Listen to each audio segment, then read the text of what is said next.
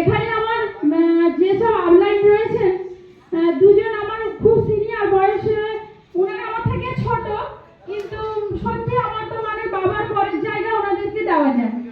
তো আমি এই যে যখন আসি, ছোট্ট একটা একটুখানি বার্তা দেবো। ঠাকুর চোখে যখন একটা প্রোগ্রাম হয় আমি আসি, আমার মামা এবং আমার দাদা, আমার ছেলে দুজনই আমার আপলাইন। বসুন স্যার তো মানে খুবই কাছে, আমার থেকে ছোট অনেক।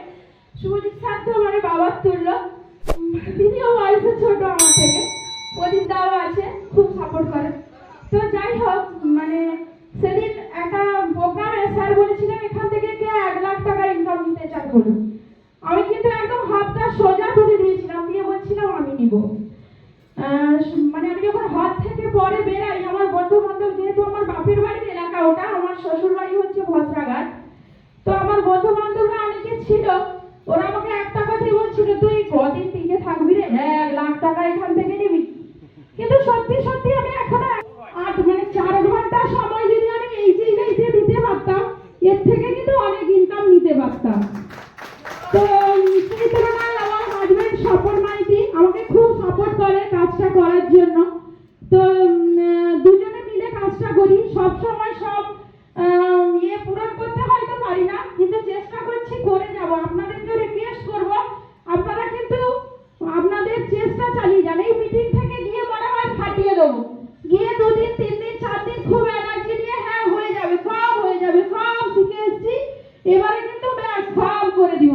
কিন্তু 2 ঘর 4 ঘরে গেলাম, দুটো প্ল্যান দিলাম, তারপরে ওরা হয়তো অনেক রকম প্রশ্ন করলো। সত্যি সত্যি আমি নিজেও আমাদের আপলাইনকে মানে স্যাররা সবসময় বলছেন যে ফোন করতে, আমি 8 দিনেও মনে হয় ফোন করতে সময় পাই কিনা ঠিক নেই।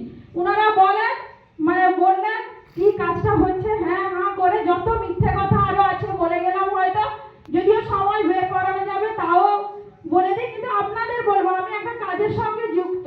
যেসব মায়েরা ঘরেই আছে, শুধু রান্না করেন, বাচ্চাদের খেতে দেন, তাদেরকে বলবো আপনারা কাজটা করুন, অবশ্যই এগিয়ে যাবেন। কাজটা করা কিন্তু খুব একটা কঠিন নয়।